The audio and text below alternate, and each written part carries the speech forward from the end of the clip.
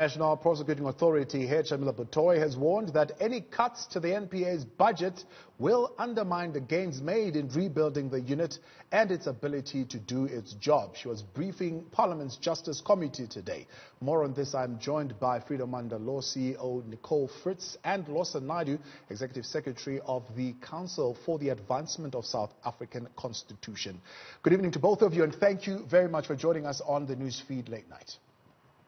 Good evening. Thank you. I'll start with you, Nicole. Many might not understand the type of hollowing that happened at the National Prosecuting Authority and why it is that government decided at the time, before the pandemic, to give it a boost of 1.3 billion rands. Well, it's exactly as you say, that over the decade of state corruption, the National Prosecuting Authority had been one of the target areas. And that there was the objective both of ensuring with state capture, ensuring that people were able to achieve ill-gotten gains, but hollowing out the National Prosecuting Authority to ensure that there was any paralysis of accountability, so that those who were intent on wrongdoing, on corruption, in fact, were not going to be prosecuted, and if there were any sort of criminal enforcement personnel who were going to do their jobs responsibly, well, they were going to be targeted by resources, by the National Prosecuting Authority. So this was a critical institution that was targeted and that, as you say, was hollowed out. Lawson, in terms of the Constitution, I mean, it's quite a difficult balancing job that Treasury needs to do here. Minister Tito Mboweni needs to prioritize relief measures that are required. It needs to prioritize social spending, making sure that people's livelihoods is maintained. There are those 2 million now extra who have lost their jobs, and you've got the UIF giving support there. How do you balance that in terms of prioritizing budgets with the work that the NPA needs to do? Thank you, Thabo. I think, the first thing to say is that, the fiscal situation that the country finds itself in at the moment is a product of the years of state capture and rampant corruption that has stolen billions of rands from the national fiscus. So we find ourselves in the predicament precisely because of state capture and corruption. And of course, it's an incredibly difficult job for the Minister of Finance to now do to stretch those limited resources as far as he's able to. But I would argue that providing adequate resources to the law enforcement agencies and the NPA in particular, as you've discussed already with Nicole, that had been hollowed out in the Zuma years and under the leadership of Nonkobo Jiba and Sean Abrams. When Advocate Batohi took over at the beginning of 2019, it was really about wanting to fill the vacancies, 25 to 30% vacancy rate in the NPA at that time. With the injection of new funding, they've been able to start rebuilding that very needed capacity there. So it would be really unfortunate if the Minister of Finance were to now find himself having to cut the budget of the National Prosecuting Authority, which would really have an immediate impact on the ability of that institution to do its job, to be able to investigate and prosecute matters of state capture and corruption.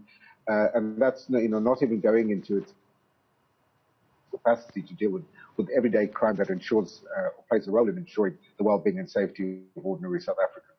So it's a difficult act, but it's something that he needs to try and avoid at all costs. Yeah. Now, Lawson, Shamila Batohi is saying what we are seeing, at least the arrests that we have seen in the last couple of weeks or last couple of days even, is a tip of the iceberg in terms of the work that still needs to be done, saying the challenges are still far-reaching in this regard. What is the capacity of the NPA right now, for example, to be able to extend the work that it's doing? Because, I mean, we're just talking now about the Free State, for example, and the asbestos saga. But there are about 85 cases, according to Shamila Batohi, that were flagged by the Hawks as priority cases that they needed to focus on. What is the capacity of the NPA right now to be able to have that kind of national footprint?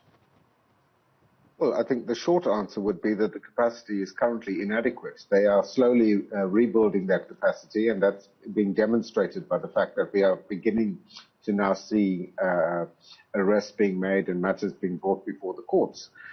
But we need to ramp up that capacity if we're going to deal with all of those implicated in state capture and corruption over the years. You know, we've all seen the evidence that has emanated from the Zondo Commission of Inquiry, matters that have been splashed across our newspapers and other media in the last few years about the levels and scale of corruption. We've seen the shockingly high levels of corruption during the COVID-19 procurement processes. So the law enforcement agencies really have their work cut out, and we need to be enhancing and bolstering their capacity rather than threatening to reduce it at this point in time.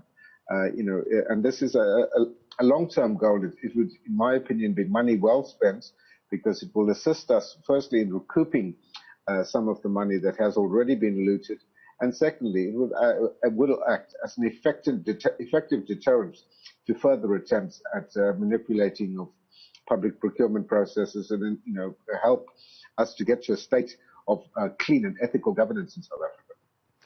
Nicole, now the wheels of justice have been turning. Others would say turning very slow.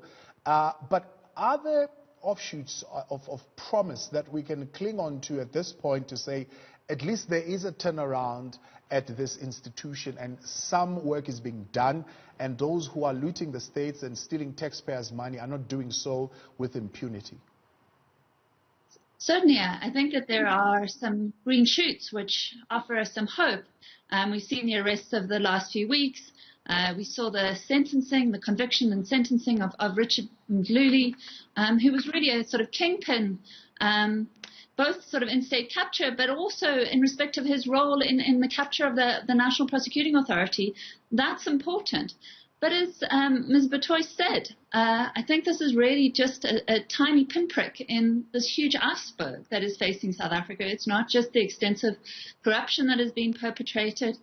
It's the fact that ordinary South Africans need the guarantee that everyday crime is going to be targeted, is going to be prosecuted effectively. That's the most effective deterrent, right, to crime, that would-be perpetrators know that they, in committing crime, are likely to face, investigation and prosecution, and successful prosecutions resulting in convictions.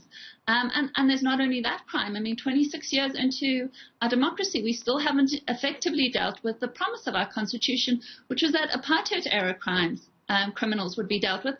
Every year that passes, that type of crime becomes more difficult to prosecute. So the challenge that is facing the National Prosecuting Authority is enormous.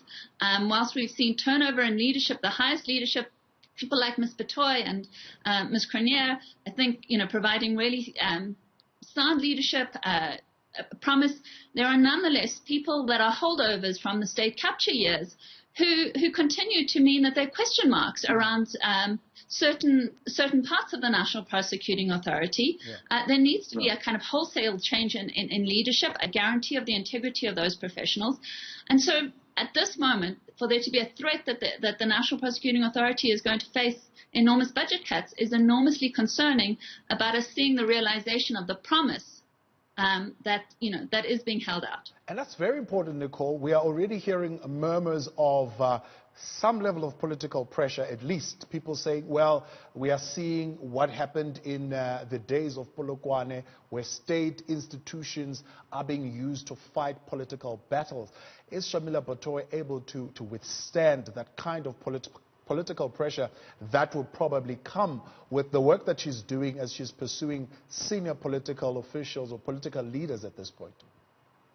Well, I mean, I think, in order to, best withstand that pressure, you need to be able to have the security, the guarantee that your institution is not going to be sort of cut out from under, that it's not going to face enormous budget cuts, that you are going to be able to retain persons throughout the National Prosecuting Authority, but certainly in the highest levels, that are persons of integrity, of utmost professionalism.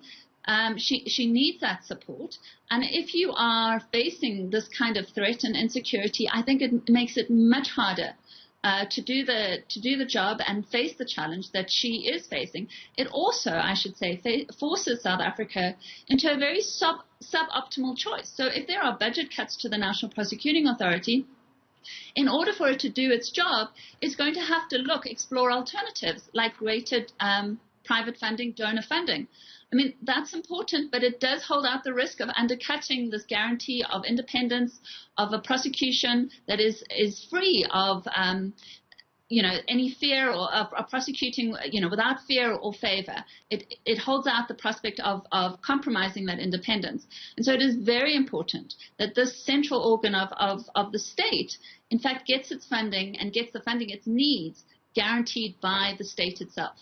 Nicole Fritz and Lawson Naidu, I appreciate your time. Thank you very much for joining us tonight here on the Newsfeed Late Night.